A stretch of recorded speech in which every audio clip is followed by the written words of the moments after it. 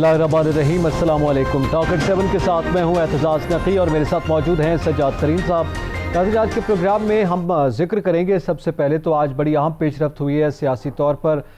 एक तो Islamabad high court के हवाले से जिक्र करेंगे, उनके रिमार्क्स आए हैं और मियाँ नवाज शरीफ के हवाले से बड़े सख्त कलिमात जो हैं वो अदा किए गए हैं और सख्त रिमार्क्स दिए गए हैं अदालत की जानिब से। तो एक तो उसका जिक्र करेंगे और फिर जो तफसीलात पेश की हैं आज एडिशनल नैब प्रोसिक्यूटर ने और अटॉर्नी जनरल ने, तो उनके हवाले से इस वक्त केस की क्या नौइयत है इसका भी जिक्र करेंगे। इसके साथ साथ आज पाकिस्तान तहरीक नून की सेंट्रल एग्जीक्यूटिव कमेटी का इजलास हुआ है जिससे वीडियो लिंक के जरिए खुद मियाँ नवाज शरीफ ने खिताब किया है, उसकी बात करेंगे। और इसके साथ साथ 11 अक्टूबर को जो PDM का जलसा होने जा रहा है वो उसका इंतखाब क्वेटा का मकाम किया गया है, उसकी क्या वजूहत हैं इस पर भी बात करेंगे। सैयद तरीन साहब, सबसे पहले तो जिक्र ये है कि आज इस्लामाबाद हाई कोर्ट ने मियाँ नवाज शरीफ के हवाले से आपके इल्म में है एवन फील्ड रेफरेंस केस में उनको बाकायदा तौर पर जो वारंट जारी किए गए थे और उसकी अदम तामील हुई है, तो हुकूमत से भी सवालात किए गए हैं और मियाँ नवाज शरीफ के हवाले से सख्त रिमार्क्स भी दिए गए हैं। क्या समझते हैं इस वक्त, क्या मोड आपको नज़र आ रहा है? देखें, मैं आपको अर्ज़ करूँ, बात ये है कि पाकिस्तान की तारीख़ में ये पहली दफ़ा ऐसा हुआ है कि एक ऐसा शख्स जिसको सज़ा हो गई और उसको सेहत की बुनियादों पर हुकूमत ने उसको ज़मानत मिली अदालत से और उसके बाद उसको हुकूमत ने मुल्क से बाहर इलाज कराने की इजाज़त दी। इससे पहले पाकिस्तान की तारीख़ में कोई ऐसी मिसाल नहीं है कि किसी को हुकूमत ने भेजा हो। ECL से नाम हुकूमत ने निकाला है और जब ये जा रहे थे और इनकी ज़मानत की बात हो रही थी, अदालत ने उस वक्त भी उनसे ये पूछा था कि अगर ये कल को इनको वापस लाना पड़े तो क्या किया जाएगा। तो उस वक्त भी हुकूमत की जानिब से मेरे ख़्याल में कोई तसल्ली बख्श जवाब नहीं दिया गया था। अब मैं समझता हूँ कि आज भी जैसे कहा गया कि एक शख्स वहाँ बैठ के इस निज़ाम पे हंसता होगा कि उसने सारे निज़ाम को शिकस्त दी है, ये बात बिल्कुल दुरुस्त है कि अब ये मियाँ नवाज शरीफ को ये हुकूमत नहीं ला सकती। ये जो कमेटियाँ बनाई गई हैं, कल के प्रोग्राम में भी हमने इसको डिस्कस किया था, ये कमेटियाँ इनका कोई फ़ायदा नहीं है कि बिल्कुल नहीं आएंगे मियाँ नवाज शरीफ। अब मियाँ नवाज शरीफ कब आएंगे? अब मियाँ नवाज शरीफ जब चाहेंगे अब वो फ़ैसला ख़ुद करेंगे। वहाँ बैठ के हुकूमत कुछ नहीं कर सकती। हुकूमती जो लोग हैं, जो हुक्मरान हैं, वो रोज़ प्रेस कॉन्फ्रेंसें करते रहेंगे, रोज़ बातें करते रहेंगे, लेकिन वो मियाँ नवाज शरीफ को पाकिस्तान लाने में कामयाब नहीं होंगे, ना उनको कोई कामयाबी मिलेगी। ठीक है, इसी वाले से गुफ्तगू करने के लिए हमारे साथ लाइन पर मौजूद है नुसरत वाहिद साहबा। बहुत शुक्रिया नुसरत साहबा, आपने अपना कीमती वक्त दिया। आज मियाँ नवाज शरीफ के हवाले से बड़े सख्त रिमार्क्स दिए गए हैं कोर्ट की जानिब से और इसके साथ ही हुकूमत से भी सख्त जवाब तलबी इसी ज़िमन में की गई है कि क्या वजह है कि हुकूमत तामील नहीं करवा सकी और फिर सिस्टम को एक शख्स धोखा देकर चला गया और सिस्टम जो है वो कुछ नहीं कर पा रहा। क्या कहती हैं आप?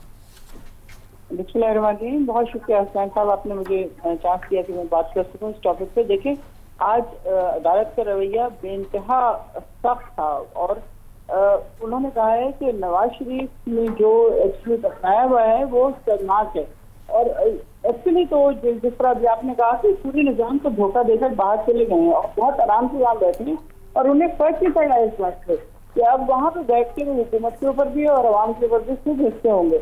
और नवाज शरीफ का इसलिए बैरून मुल्क जाना पूरे निज़ाम की तस्दीक है, यानी उन्होंने इंसल्ट किया पूरे निज़ाम को और वो बिल्कुल उनको इस तरह नहीं जाने देना चाहिए था। लेकिन जो दावा किया गया, ये सारी पूरी तैयारी जिस तरह की थी उसमें उनको हुकूमत भी और डॉक्टर्स भी और सारे हैरान है कि उन्होंने कैसे उनके हाथों बेवकूफ़ बने कि उनकी प्लेटलेट्स 2000 तक पहुंच जाते थे और किसी भी वक्त वो बहुत होने वाले थे।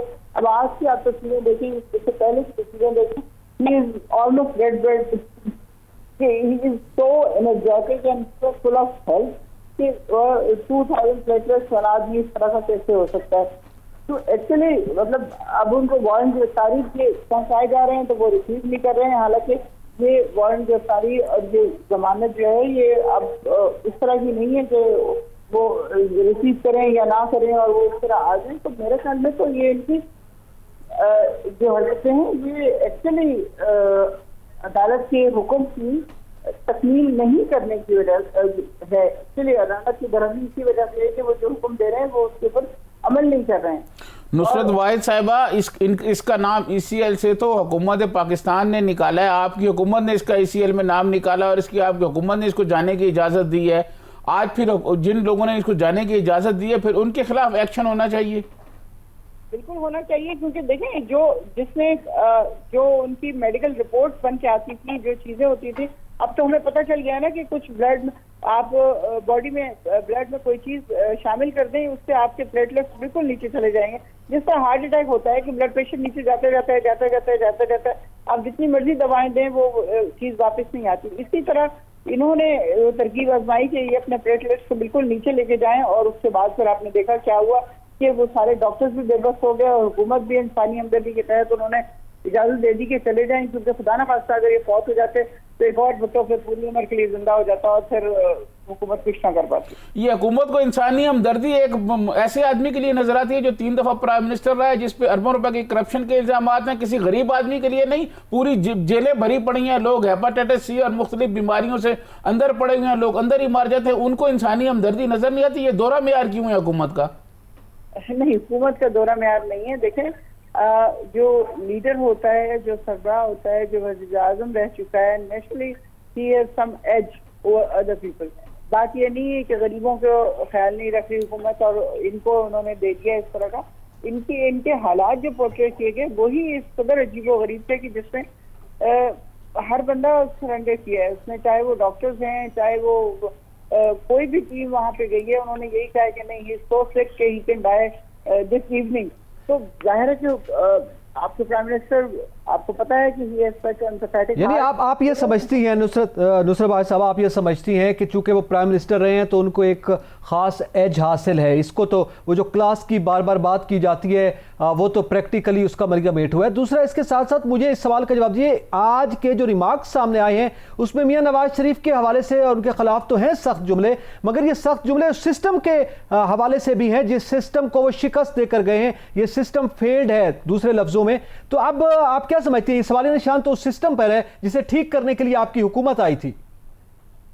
बिल्कुल आप सही कह रहे हैं, लेकिन बात यही आ जाती है कि ये निज़ाम आज का नहीं, कोई कम से कम पिछले 40-50 साल से बिगड़ा हुआ है, और इस निज़ाम को ठीक करने के लिए आप यकीन कीजिए कि आपको एक एक ईंट दुरुस्त करनी पड़ेगी, एक एक चीज दुरुस्त करनी पड़ेगी, क्योंकि हम लोग तमाम निज़ाम के बुरी तरह आदी हो गए। एक बंदा किसी तरह किसी अदालत में फंस जाए तो ऑलमोस्ट 40-40 साल, बल्कि उसकी डेथ के बाद तक चलता रहता है सारा सिस्टम।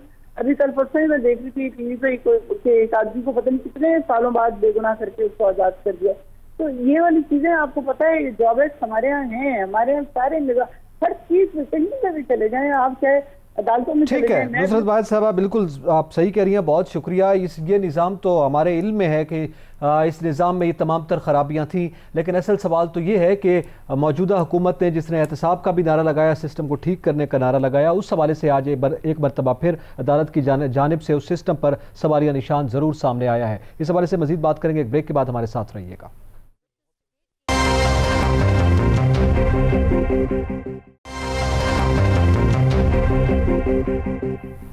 वेलकम बैक नाजरीन, बात कर रहे हैं मौजूदा सूरत हाल और केस के हवाले से। बिलखुसूस इस्लामाबाद हाई कोर्ट के जो रिमार्क्स हैं उसका भी जिक्र किया गया है, और मौजूदा जो सियासी सूरत हाल बनी है उसकी भी बात करेंगे। सजाद तरीन साहब, अब एक तो ये सवाल है ना, जैसे अभी नुसरत बाद साहब भी बता रही थी कि यकीनी तौर पर सिस्टम में ख़राबी है। मेरा सवाल आपसे भी यही है कि आज जो रिमार्क सामने आया, यकीनन वो मियां नवाज शरीफ के ख़िलाफ़ हैं, वो चले गए, धोखा हो गया, उसके बाद सिस्टम को उन्होंने शिकस्त दी, लेकिन ये सवाल सिस्टम के हवाले से भी तो है कि सिस्टम फेल हुआ है और मौजूदा हुकूमत ये मैंडेट लेकर आई थी एहतसाब के साथ साथ सिस्टम को ठीक करने का। देखिए, मैं आपको अर्ज़ करूं कि पाकिस्तान में तबकाती निज़ाम मौजूद है। एक तबका ऐसा है जिसके लिए कोई कानून नहीं है और कोई उसको पूछने वाला नहीं है, उनके बड़े बड़े जुराइम कोई पूछने वाला नहीं है, और एक तबका ऐसा है जो बेचारा अगर ट्रैफिक सिग्नल कभी से भी कहीं आगे पीछे हो जाए गाड़ी उसकी, तो उसको जुर्माने कर दिए जाते हैं, उनको उसकी तौहीन की जाती है। गरीब आदमी जो है वो थाना कचहरी के चक्कर में यहाँ रहता है और सारी ज़िंदगी इसी तरह थाना कचहरी के चक्कर लगाते हुए बेचारा मर जाता है। पाकिस्तान की सूरत हाल ये है कि कोई शरीफ आदमी, मैं आपको गुज़िश्ता रोज़ का वाक़या सुनाऊँ कि गुज़िश्ता रोज़ हमारे एक दोस्त से इस्लामाबाद की एक बहुत मारूफ़ मार्केट के बहुत मारूफ़ शॉपिंग सेंटर से वो निकले, टेलीफोन पे उन्होंने कान से टेलीफोन लगाया हुआ था और कोई आए और छीन के चले गए। वो शख्स ने पुलिस को बताना पसंद नहीं किया। जब मैंने उनको पूछा कि आपने पुलिस को क्यों नहीं बताया, उसने कहा जी एक तो फ़ोन चला गया 1 लाख रुपए का, दूसरा पुलिस को बताता तो उसके बाद पुलिस जो है वो चक्कर पे चक्कर लगवाती, जलील भी करती, बेइज्जती भी करती, तौहीन भी करती।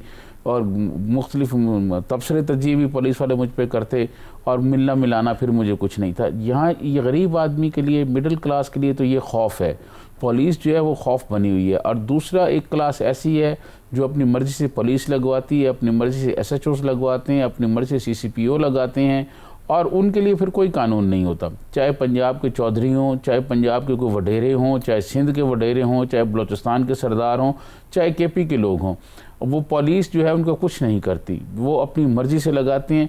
यहाँ एक तबकाती निज़ाम है और उस तबकाती निज़ाम को जो ठीक करने का इमरान खान साहब ने वादा किया था, उन 2 सालों की उनकी जो परफॉर्मेंस है, 2.5 सालों की जो परफॉर्मेंस है, मैं समझता हूँ उस हवाले से कोई अच्छी नहीं है। कोई निज़ाम बेहतर नहीं कर सके, कोई पुलिस का निज़ाम बेहतर नहीं कर सके, कोई तबकाती निज़ाम ख़त्म नहीं कर सके।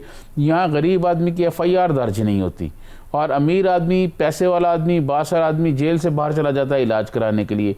ये तबकाती निज़ाम नहीं है। यही बात आज हाई कोर्ट में डिस्कस हुई है। हाई कोर्ट के जजिस साहिबान ने जो रिमार्क्स दी हैं, जो नकात बयान किए हैं, उसके बाद ये कहना कि यहाँ तबकाती निज़ाम नहीं है, तो मैं समझता हूँ ये तो फिर आंखों पे पट्टी बांधने वाली बात होगी। और प्राइम मिनिस्टर इमरान खान बदकिस्मती से 2 साल में अपनी जो परफॉर्मेंस है वो नहीं दिखा सके। जो कंटेनर पे खड़े हो गए हमें कहते थे कि जनाब ये ख्वाब बेच लूँगा और ये ख्वाब ले आऊँगा और ये दुनिया बदल दूँगा, वो दुनिया नहीं बदली। गरीब आदमी, आम आदमी की ज़िंदगी मुश्किलात का शिकार है और जो पैसे वाले लोग हैं उनका आपके सामने है। ठीक है, अच्छा अब ये तो एक तो ये मामला हुआ है। आज एक और भी बड़ी पेशरफ्त हुई है सियासी तौर पर, और वो ये आपके इल्म में है, अपोजिशन बड़ी सरगर्म है और PDM का भी सिलसिला चल रहा है। आज नून लीग की सेंट्रल एग्जीक्यूटिव कमेटी का इजलास हुआ और ये इजलास ज़ाहिर है मियाँ शहबाज शरीफ की गिरफ्तारी के बाद इस पर बैठक हुई है और उसमें ख़ुद मियाँ नवाज शरीफ ने वीडियो लिंक के ज़रिए ख़िताब किया है और उन्होंने उस ख़िताब में कहा है कि अब तो कौम को ये पता चल रहा होगा और कौम पछता रही होगी कि वो जिसको लाए थे वो कितना कसूरवार है। एक तो इस नोयत के ज़ाहिर रिमार्क्स आना थे, उनकी जानिब से गुफ्तगू होना थी, लेकिन ये जो पेशरफ्त हुई है और फिर से मियाँ नवाज शरीफ जिस अंदाज में ख़िताब कर रहे हैं, हाई कोर्ट के रिमार्क्स एक जानिब ये है कि एक सिस्टम को धोखा देकर एक शख्स चले गए हैं और दूसरी जानिब वो वीडियो लिंक के ज़रिए ख़िताब भी हो रहा है, वो दिखाया भी जा रहा है। इस हद तक मामलात जो है वो आगे बढ़ चुके हैं कि अब तक लब कुशाई नहीं हुई थी, अब वो भी उसका भी आगाज़ हो गया। अब आपने जो इतनी लंबी तंबीह बांधी है, इससे नकी साहब एक बात तो बिल्कुल वाज़ेह होगी ना कि अब हमारी पूरी हुकूमत बेबस है और वो एक शख्स को पाकिस्तान नहीं ला सकती और वो जब चाहता है, जहाँ चाहता है, अपने पार्टी के लोगों को बुलाता है और वो तकरीर करता है। सिर्फ ये नहीं चाहता, तकरीर नहीं करता। आज जो एडिशनल अटॉर्नी जनरल ने बयान दिया, नैब प्रोसिक्यूटर भी मौजूद थे कोर्ट में, उन्होंने कहा कि वो जो वारंट गिरफ्तारी थे वो लेके गए, उन्होंने वसूल करने से भी इनकार कर दिया था। तो यानी ये भी है कि सूरत हाल वारंट गिरफ्तारी वसूल नहीं करते और वीडियो लिंक के जरिए खिताब करते। आप ये देखें कि इससे ज़्यादा और हुकूमत पाकिस्तान की बेबसी क्या होगी। मैं समझता हूँ, हमने कल भी डिस्कस किया, अब मियाँ नवाज शरीफ को लाना इस हुकूमत की बस की बात नहीं है। ये मुमकिन है कि मियाँ नवाज शरीफ अब फैसला करें कब उन्होंने आना है कब नहीं आना, लेकिन हुकूमत नहीं ला सकती और इसी तरह वो मुसलसल सियासत करते जाएंगे। और ये अब जो इन्होंने जलसों का सिलसिला शुरू किया है, हो सकता है इन जलसों में भी मियाँ नवाज शरीफ की कोई वीडियो लिंक को तकरीर करा दें, इनका कोई पता नहीं है। तो मैं समझता हूँ कि अब मियाँ नवाज शरीफ के पास तो शायद मेरे ख्याल में खोने के लिए कुछ नहीं रहा।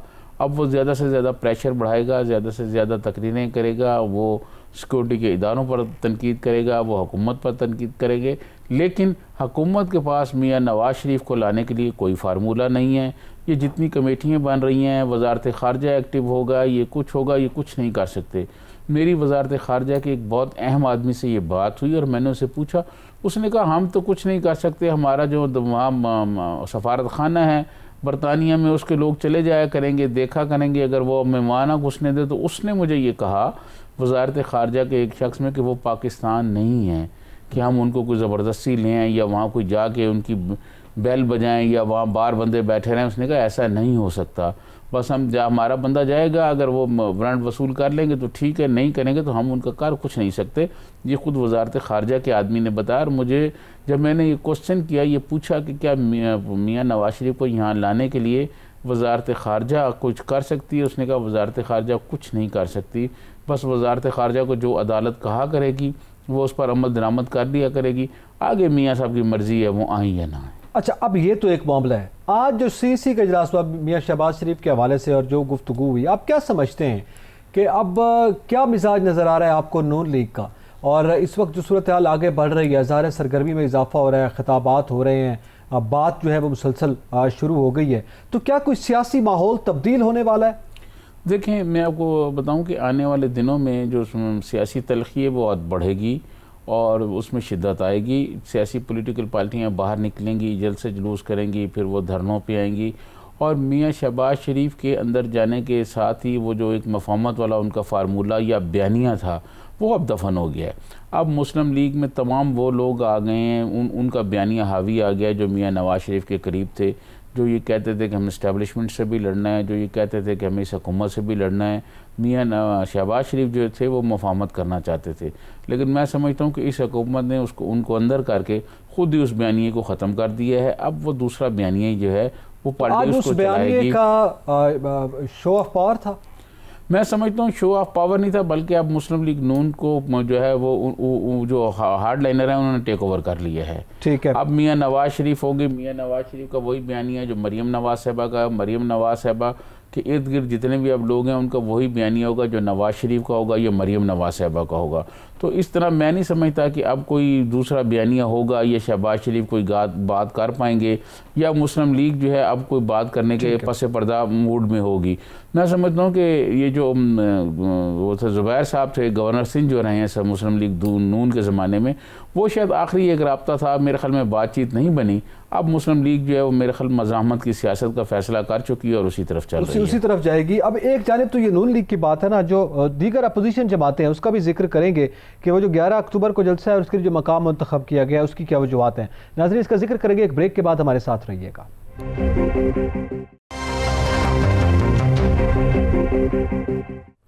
वेलकम बैक नाज़रीन, बात कर रहे हैं कि इस वक्त अपोजिशन का जो माहौल बन रहा है उसमें ये ऐलान किया गया पीडीएम की जानिब से कि 11 अक्टूबर को क्वेटा से वो आगाज़ कर रहे हैं एहतजाजी तहरीक का, तो उसकी क्या वजूहत हैं कि क्वेटा का मकाम जो है वो मुंतखब किया गया। साथी सब क्या समझते हैं आप? मैं नकी साहब इस पर आता हूँ।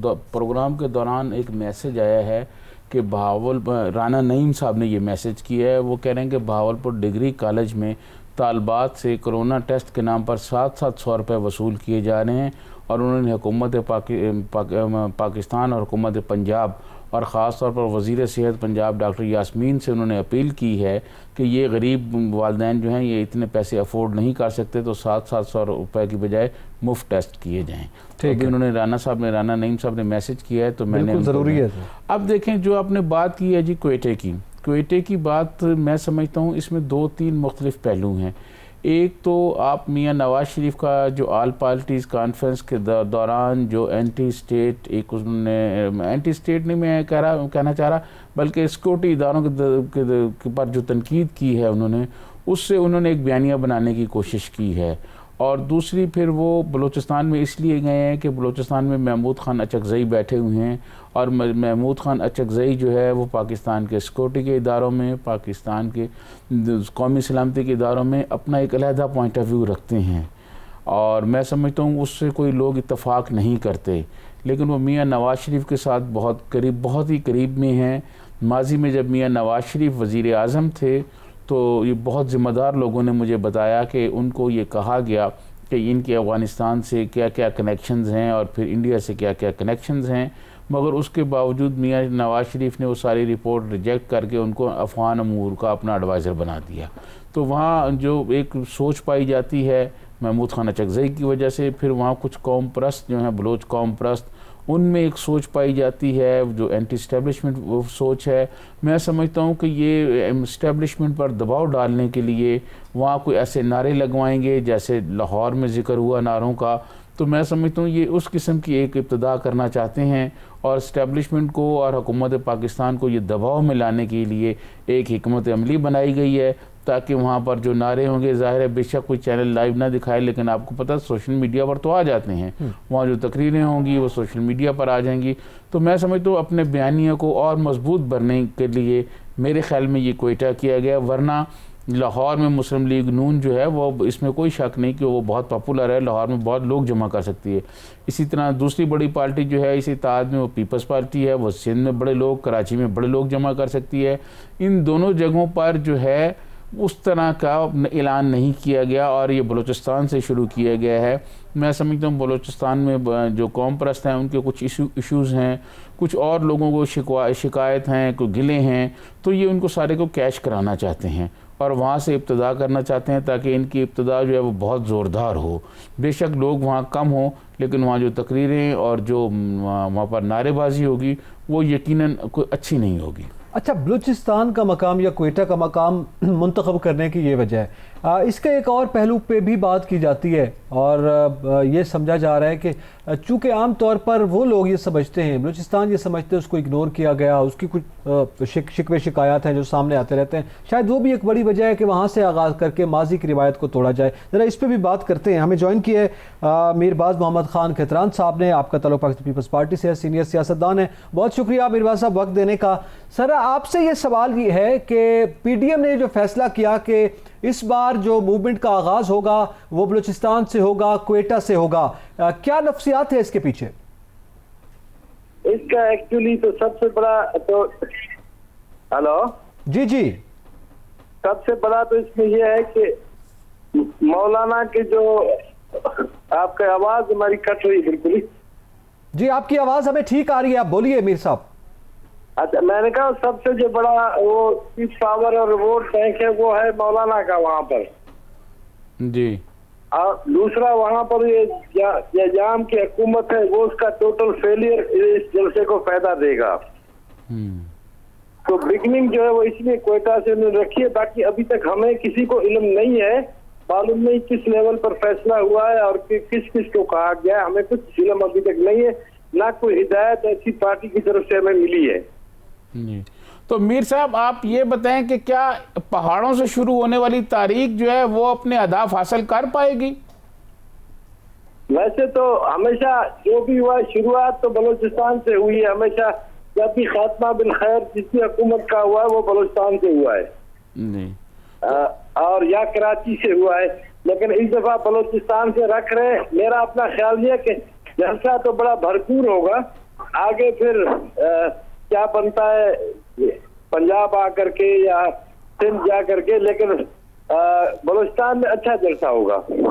नहीं मीर साहब, जब पीपल्स पार्टी के लोगों ने अपने मरकजी लीडरों को, जैसे आपने खुद बताया है कि वहाँ अभी तक कुछ पॉलिसी नहीं बताई गई कि शिरकत करनी है, किस तरह करनी है, तो क्या पीपल्स पार्टी जो है वो बस ऐसे ही सिर्फ नंबर शुमारी के लिए इसमें दाखिल हो रही है, कोई भरपूर का तैयारी नहीं कर रही? एक्चुअली पीपल्स पार्टी की जो लीडरशिप है, अभी जो मौजूदा लीडरशिप है वो तो किसी रास्ते में अदरवाइज भी नहीं है ना जी। किसी से रास्ते में नहीं है, ये तो पीडीएम का जो भी जलसा होगा, लेकिन अदरवाइज भी किसी का कोई पता नहीं है। ऑर्गेनाइजेशन जो है कट ऑफ है जी। तो ये समझा जाए कि पीपल्स पार्टी जो है वो बलूचिस्तान में है ही नहीं, बस आप जैसे चंद सरदार ही सिर्फ बैठे हुए हैं पीपल्स पार्टी को लेकर? नहीं, पीपल्स पार्टी का वोट बैंक तो बहुत अच्छा है, वर्कर तो बहुत ज्यादा है, लेकिन लीडरशिप रास्ते में नहीं है। जो फेडरल सेंट्रल लीडरशिप है वो रास्ते में नहीं है। तो ये क्या ये पीपल्स पार्टी की तारीख की बड़ी नाकामी नहीं है कि आप खुद ये कह रहे हैं कि सेंट्रल लीडरशिप जो है अपने अपने लीडरों के रास्ते में ही नहीं है? वो बिजी है एक्चुअली। वो कौन से कामों में बिजी है? ऊपर से पर्दा वो कोई समझौते हो रहे हैं कोई एस्टेब्लिशमेंट से, इसीलिए बिजी है?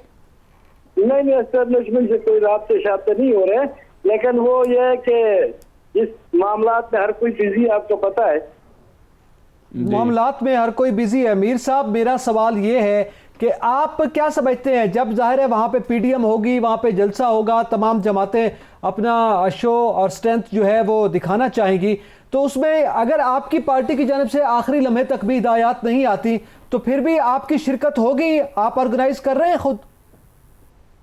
हमें भाई हमें पता है, हमें अभी तक तो हमें तो पता ही नहीं है। जब पता नहीं है तो फिर हम क्या कह सकते हैं। ठीक है, बहुत शुक्रिया मीरबाज खतरान साहब, अपना कीमती वक्त और हमसे गुफ्तगू की। जदरी साहब, ये क्या हो रहा है? देखिए जी, आज तो खतरान साहब ने बड़ी खुल के बातें की हैं और बिलावल भुट्टो साहब वैसे तो हर वक्त आप देखें तो बड़ी बड़ी बातें करते हैं और सिंध में तो घूमते रहते हैं, लेकिन अगर वो बलूचिस्तान में पीपल्स पार्टी के पास चंद ही लीडर रह गए हैं जिनमें एक खतरान साहब भी शामिल हैं। अगर इन लोगों को आपने इन्फॉर्म नहीं किया, और इन लोगों को लोग तो इन्होंने लेके आने जो नीचे वाली लीडरशिप होती है, अगर आपने इनको इन्फॉर्म नहीं किया, बलूचिस्तान की लीडरशिप को इन्फॉर्म नहीं किया, तो फिर ये बात एक वाज़ेह हो रही है कि पीपल्स पार्टी जो है वो मेरे ख़्याल में कोई इतनी दिलचस्पी नहीं ले रही क्वेटा वाले जलसे में। फिर इसे यही कहा जा सकता है ना, जब आप अपने कारकुनों को, अपने लीडर्स को वो नहीं बताएंगे कि जैसे अभी खैतरान साहब ने कहा कि जी वहाँ पीपल्स पार्टी का वोट तो है, लेकिन वहाँ जो पीपल्स पार्टी के जो लोग हैं, जो लीडर हैं, जो पीपल्स पार्टी का चेहरा है, उनको जब बिलावल भुट्टो जरदारी ने ये कहा ही नहीं कि जी आप लोग देखें, मैं आपको बताऊँ पीपल्स पार्टी के ज़माने में, मोहतरमा बेनज़ीर भुट्टो के ज़माने में जो पीपल्स पार्टी थी, उसमें मोहतरमा बेनज़ीर भुट्टो कमेटियाँ बना देती थी जलसे के लिए कि फ़लाँ ने फ़लाँ जगह चेक करना है, फ़लाँ ने बलूचिस्तान से रब्ता करना है, फ़लाँ ने पंजाब में करना है, फ़लाँ सब वो करके रिपोर्ट्स वो पहले मांगती थी कि कौन आदमी है, कितनी, इवन वो ये भी पूछती थी बुला कर लोगों को कि आप कितनी गाड़ियाँ ला रहे हैं, आप कितनी गाड़ियाँ ला रहे हैं। तो ये जो मैं समझता हूँ जो खैतरान साहब ने सवालात उठाए हैं, जो बातें की हैं, ये बड़ी अफसोसनाक हैं कि पीपल्स पार्टी जो है वो फिर या तो पीटीएम के साथ नहीं है, या फिर पीपल्स पार्टी है तो अपने लोगों को वो ज़्यादा शामिल नहीं करना चाहती। इसमें एक और मामला भी मैं आपसे क्लियर करना चाहूँगा, बल्कि वो ये है कि एक तो ज़ाहिर है आम तौर पर जलसे होते हैं तो पार्टियां, उनकी लीडरशिप अपने नीचे की लीडरशिप को लोकल सतह पर ये हिदायत जारी करती हैं कि आप तैयारी शुरू करें। लेकिन ये जो मामला है इसमें पीडीएम है, इसमें आपके इल्म में है कि पीडीएम के लिए तमाम जमातों पर मुश्तमिल एक कमेटी बनाई गई है, वो स्टीयरिंग कमेटी उसका नाम दिया गया है, जिसको एहसन इकबाल साहब हेड कर रहे हैं, उसके तहत ये जलसा हो रहा है। तो फिर ये कमेटी की जानिब से हिदायत नहीं जाएंगी? नहीं, देखें कमेटी जो है वो तो कमेटी में शामिल जो पीपल्स पार्टी के लोग हैं वो तो उनको बता दिया जाएगा ना कि जो फ़लाँ दिन को है जलसा और आप लोगों को कहना है। अब वो जो कमेटी है उसका काम ये है कि वो अपनी लीडरशिप को बताए, और मरकज़ी लीडरशिप का ये काम है कि वो उनके जो बड़े लीडर हैं मुख्तलिफ, ख़ासतौर पर बलूचिस्तान में जो लोग मौजूद हैं पीपल्स पार्टी के, उनको इन्फॉर्म करना चाहिए। तो अभी खैतरान साहब ने खुद ये कहा कि मेरे साथ तो किसी मरकज़ी लीडर ने कोई रब्ता नहीं किया। तो इसका मतलब ये हुआ ना कि फिर पीपल्स पार्टी जो है वो अपने लोगों को पूरी तरह वहाँ शिरकत नहीं करना देना चाहती, या वो इसके प्रोग्राम को कोई संजीदा नहीं ले रही, या बिलावल भुट्टो जरदारी जो हैं वो इसको संजीदा नहीं ले रहे, और सिर्फ बस प्रेस कॉन्फ्रेंसों की हद तक और इधर उधर तक गपशप तक मामलात को रखना चाहते हैं। इसका मतलब ये है कि हुकूमत फिर ये जो बात कह रही है ये बिल्कुल ठीक कह रही है कि इन लोगों को अवाम से कोई गर्ज नहीं है, ये सिर्फ अपने मुकदमात, अपनी चोर बाजारियों को बचाना चाहती हैं, अपनी लूट मार को बचाना चाहती हैं। यही बात फिर समझ में आती है, और तो मेरा नहीं ख्याल कि कोई बात समझ में आती हो। बलूचिस्तान के मामले में पाकिस्तान पीपल्स पार्टी की वहाँ के लीडरशिप पे तैयारी न करना, अदम दिलचस्पी का ये इजहार किया जा रहा है। आपके एक तो ये मामला जिसका आप जिक्र कर रहे हैं कि सिर्फ मुकदमात की हद तक है, लेकिन दूसरा ये है कि आपके इल्म में होगा मौलाना फजलुर रहमान साहब को बड़ी तशवीश रहती है, और बिलखसूस इन दोनों जमातों से रही है कि ये कभी मुझे आगे करके फिर पीछे हट जाते हैं। लेकिन इसमें पाकिस्तान पीपल्स पार्टी का ये वर्जन, अगर यही सूरत हाल है, एक तो ये वाज़ेह हो गया। दूसरा सवाल ये है कि पाकिस्तान पीपल्स पार्टी या नून लीग, ज़ाहिर है नून लीग तो अग्रेसिव होकर सामने आ रही है, वो सिंध में भी हुकूमत कर रही है, और बलूचिस्तान में जो माहौल बनने जा रहा है और जिसका अभी आपने इशारा किया है वहाँ पे जिस नोयत की नारेबाजी होगी, कहीं ऐसा तो नहीं कि पीपल्स पार्टी उससे थोड़ा सा पीछे रहना चाहती है, वो कम अग्रेसिव रहना चाहती है? देखिए मैं आपको बताऊं कि पहले जो है ना जो कोयटे में जलसा है वो मेरे ख्याल में मौलाना फजलुर रहमान साहब और महमूद खान अचकज़ई पर छोड़ दिया गया है कि वही लोग जमा करें, और जब वो लोग जमा करेंगे तो फिर वो उनकी मर्ज़ी और उनके पसंद के नारेबाजी भी लगेंगी। अगर पीपल्स पार्टी देखें, बात यह आप पीपल्स पार्टी ऐसे नहीं हो सकती कि बाकी सारी जमातों को चौराहे में ला के और ख़ुद पीछे हट जाए, ऐसा मुमकिन नहीं है। अगर पीपल्स पार्टी ने ऐसा किया तो पहले ही सदर आसफ अली जरदारी की मफाहमत की पॉलिसी ने पीपल्स पार्टी को ख़त्म कर दिया है। पंजाब में पीपल्स पार्टी नहीं है, और अगर ये मफाहमत की पॉलिसी ना अपनाते और ये मज़ाहमत करते उस वक्त तो पीपल्स पार्टी की सूरत हाल और होती। और अगर अब इन्होंने ये इससे पीछे हटे या इन्होंने कोई कमज़ोरी दिखाई तो मैं समझ रहा हूँ पीपल्स पार्टी को पॉलिटिकली नुकसान होगा। देखें बात यह है, दूसरी बात जो लाहौर की आपने बात की मुस्लिम लीग नून की, वो बिल्कुल अग्रेसिव है, लेकिन क्या मुस्लिम लीग नून के लोग जो हैं वो बलूचिस्तान में तो ज़्यादा नहीं हैं, उनके लोग तो लाहौर में हैं। क्या लाहौर से जो हैं उनको जाने दिया जाएगा? क्या सरदार उस्मान बुज़दार जो चीफ़ मिनिस्टर हैं बलूचिस्तान के, क्या वो जाने देंगे? वो इस बात की इजाज़त देंगे कि उनके लोग जो हैं लाहौर से जाएं, मुल्तान से जाएं या और राजनपुर से जाएं? अब ये देखना होगा। मुझे नहीं लगता कि पंजाब हुकूमत जो है वो यहाँ से कोई बसें भर भर के वहाँ जाने दे। एक बात दूसरी बात ये हो सकता है कि पीपल्स पार्टी के लोग कराची से चले जाएं या सिंध से चले जाएं, वो सिंध हुकूमत सिंध से मुस्लिम लीग नून के लोग चले जाएं, मौलाना फजल रहमान के बहुत बड़ी तादाद में सिंध में लोग मौजूद हैं, वो वहाँ से चले जाएं, उनको वो सिंध गवर्नमेंट नहीं रोकेगी, लेकिन पंजाब से नहीं जाने देगी। और ये मैं समझता हूँ कि बड़ी अफसोसनाक बात है कि अभी तक बलूचिस्तान के लोगों को बताया ही नहीं गया कि जी वहाँ जलसा करना है। तो इससे लगता है कि पीपल्स पार्टी कोई एक स्टेप पीछे रहना चाहती है, एक स्टेप पीछे रहना चाहती है इस सूरत हाल में। तो इस फिर वो एक तो हुकूमत का वर्जन जो है वो किसी हद तक दुरुस्त साबित हो रहा है, या ये है कि इस वक्त आपको पता है ये जो इस वक्त पीडीएम बनी है इसमें एक रोल ओवर की सिचुएशन भी होगी, इसमें जो हेड्स होंगे स्टीयरिंग कमेटी के वो मुख्तलिफ जमातों के रहेंगे। इस वक्त मेजबानी ही नून लीग कर रही है, क्या टेक्निकली वो वजूहत तो नहीं है कि नून लीग ही ऑर्गेनाइज नहीं करेगी? ऐसा नहीं, हमेशा इत्तेहाद जब बनते हैं, जब चाहे ज़ियाउल्लाह के खिलाफ MRD था या मुशर्रफ के खिलाफ ARD था, तो उस वक्त भी ऐसे तब्दील होती रहती थी लीडरशिप। कभी मखदूम अमीन फ़हीम रहते थे, कभी नवाज़ा नसरुल्लाह खान रहते थे, कभी मखदूम जावेद हाशमी रहते थे, ये तब्दील होती रहती थी। उस वक्त भी बेगम भुट्टो रहती थी, कभी वली खान रहते थे, कभी दूसरे लोग रहते थे, ये तब्दील होती रहती है लीडरशिप। तो ये जो इशारा दिया मीर साहब ने, वो कहते हैं बिजी है पाकिस्तान पीपल्स पार्टी, मैं समझता हूँ कि अब ये मैं समझता हूँ कि ये सवाल जो है वो मीर साहब से हमें पूछना चाहिए था, और वो उनको अपनी लीडरशिप से पूछना चाहिए था कि वो कहाँ बिजी हैं और वो क्या कर रहे हैं। लेकिन वो कहते हैं बस आप समझ जाए ना वो बिजी हैं। देखें, मैं समझता हूँ कि अगर ये बिलावल भुट्टो जरदारी जो है वो संजीदा अंदाज में सियासत नहीं करेंगे और वो शायद यही से प्रेस कॉन्फ्रेंसों तक अपने आप को महदूद रखेंगे, तो फिर अगर पीपल्स पार्टी जो है वो पंजाब से ख़त्म हो सकती है, तो ये फिर वो दिन दूर नहीं है जब सिंध में भी इनका नाम लेवा कोई नहीं होगा। भुट्टो और बेनज़ीर भुट्टो का नाम कब तक बेचा जाएगा, कब तक उनके नाम पर वोट लिए जाएंगे? जब आप सियासत नहीं करेंगे, आवाम से जुड़ेंगे नहीं, आवाम में कमेटियाँ नहीं बनाएंगे।